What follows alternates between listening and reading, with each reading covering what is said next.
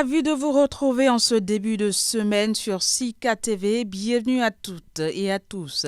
La revue de presse Afrique de ce 22 octobre fera le point de l'actualité en Côte d'Ivoire, au Togo, au Sénégal puis au Cameroun. L'actualité camerounaise porte principalement sur les résultats de la présidentielle attendue pour ce lundi. Ainsi, présidentielle 2018, jour de vérité, peut-on lire à la une du quotidien Info Matin ce lundi. Sur le même sujet, le journal La Météo confirme déjà la victoire de Paul Biya en première page. À la une du journal Le Jour, on annonce la terreur dans le pays. Douala militarisé, 14 personnes interpellées, un cadre du MRC menacé, écrit le quotidien à la une. Puis le journal Mutation, lui, fait le bilan et tire les leçons de la présidentielle.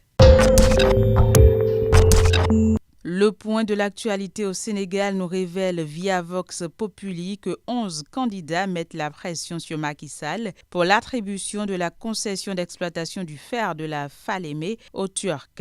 On reste avec Vox Populi qui informe ses lecteurs que le cortège de Macky a tué un élève de 8 ans à Sédhiou. Sénégal toujours concernant le différend avec Madické Niang et retraite politique, Mbaïsi fait la leçon à Wade via le journal Enquête.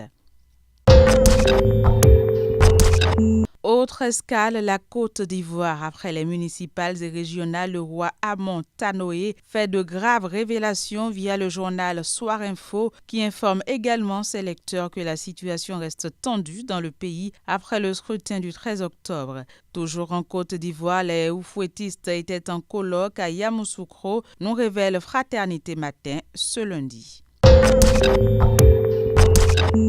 Puis, gouvernance économique au Togo, le journal TM Togo Matin nous apprend que des acteurs de premier plan s'approprient le plan national de développement. Recensement électoral, on reste avec TM Togo Matin qui nous informe que les populations sont plus mobilisées dans la zone 2 que dans la zone 1. Voilà, ce sera tout pour la revue de presse Afrique de ce lundi 22 octobre 2018. Merci de nous avoir suivis. Très bonne suite de programme sur Sika TV. À bientôt.